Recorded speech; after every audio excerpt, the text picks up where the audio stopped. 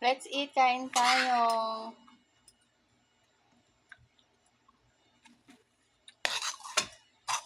Beef naman. Pansit. Tapos tinapay, tapos ito. Tapos salad. Nasopla ko na naman siya kagabi, kanina. Sabi ko sa kanya, ay, ako nga pala, hindi ka nga pala kumakain ng pangalawang init. Hindi na ba naitan? Hindi nga, yan nga, hindi niya kinain, di ba, nagtiyaga siya sa makarona. Hindi siya kumain. Hindi. Bakit niya pa pinapainit? Kaya nga, hindi siya kumain. Di ba nga, sabi mo sa akin, hindi naman siya kumakain ng pangalawang init. Ako. Kaya sinabi ko sa kanya, hindi ka nga pasan sa kakako. Minsan pag nagluto ako, pangatlong araw.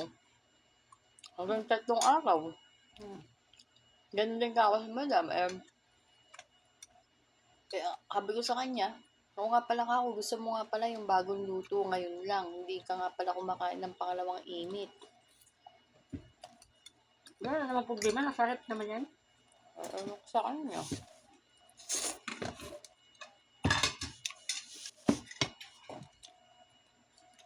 Sabi ko, ako talaga, simulat sa pool.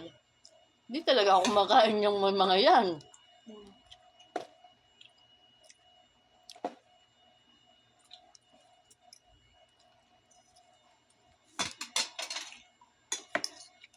At alam mo yan, Rowena. Yung pool na may rice na yan. Yung cereal na yan. Yung laban na may pusa laban. Alam naman ni Butan din yan. Yung macaroni na gawa ni...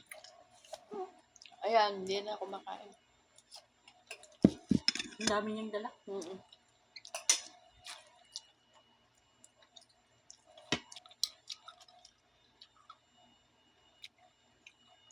Lakma lang nagluto.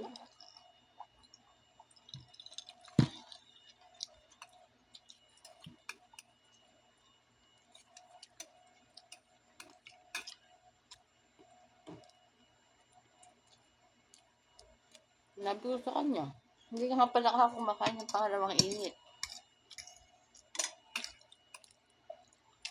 O pangatlong init.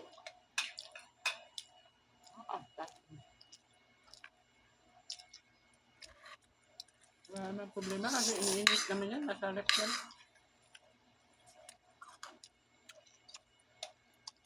Kaya ang kumain lang niya, kumakaroon ng ganyan. Tsaka kas.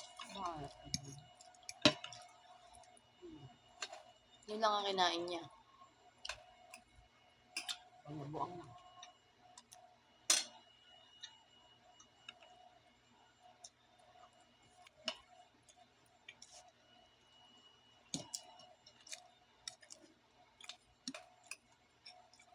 Salamat ka, may mga kain. Sa iba nga, magbaon-baon sila.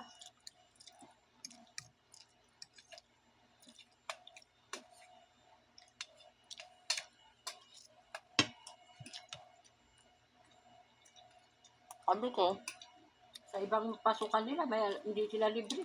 si Marlene, pati tubig dinadala Gusto pa niya. nagdala-dala pati pagkain, dinatira ng asawa niya.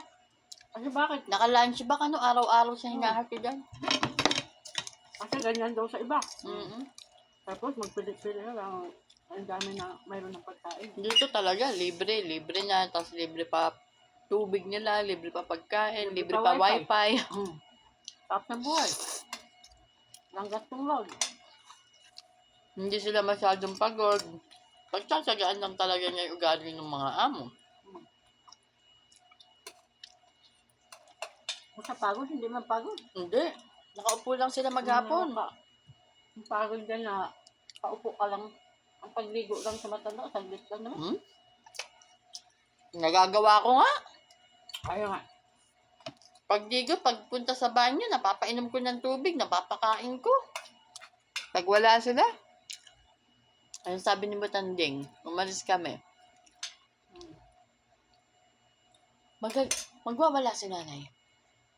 Kasi hindi ka makikita, hindi ako makikita, wala si tatay, umalis. Yung dadaling kami ni Leo sa Istera. Sabi niya, paano gagawin natin? magwawala na naman si nanay. Magagalit na naman siya. Buti sana kung ikaw nandun. Ako wala. Eh kaso hindi, parehas tayo. Madali na ano kay bakit sa ugali pagtiisan lang, pero sa kuwan nila. Kaya laging pag umaalis yan at wala si Bakekong, aalis siya. Alam mo na, ha? Tumabi ka sa nanay, pag kumain, pakainin mo.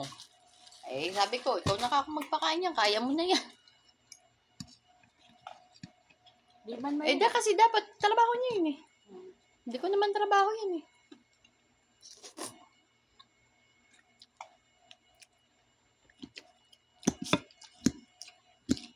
Diba? so, trabaho naman. Kaso nga lang, pagka talagang hindi ko kumakain sa kanya, talagang kinukuha ko. Ay, ako naman papagalitan ni Butanding.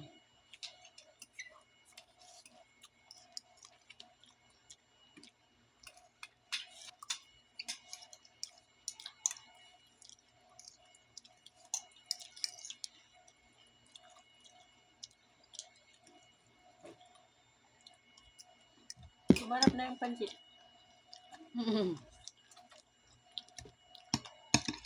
Kaya na maalat yun. Magmamadali kasi ko.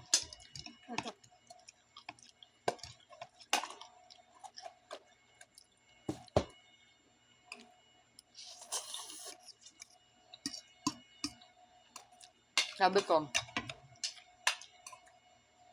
nagluto ako ng itlog. Hintayin mo na, ay, hindi ka ba ako kakain? Sabi, hindi, okay na to. Ay, ito yung pinahintay mo sa kanya. Oo. Sabi niya, hindi na to. Okay na to. Sabi ko, hindi ka nga pala ako kakain ng mga kanin na yan. Kasi pangalawang unit na yan.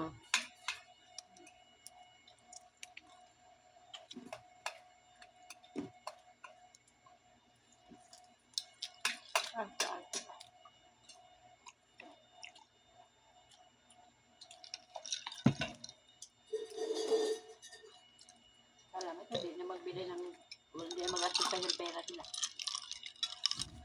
Hindi. Araw-araw sila nakain din. Siya, umaga, piprito ng ano.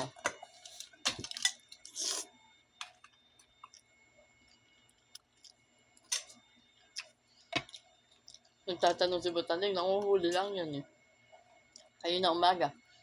Hindi kayo kumakain ng itlog? Sabi ko, hindi ka ako, minsan lang, isang beses, isang buwan, minsan ka ako, 2 beses, isang buwan. Sabi niya, bakit? Hindi ako nagtiro. Pala yun, di maranda. Alala mo dati palagi ako makain ng ito. Diyan ako nagka-cholesterol marami. Palagi. Gabi pa. Makain pa ako.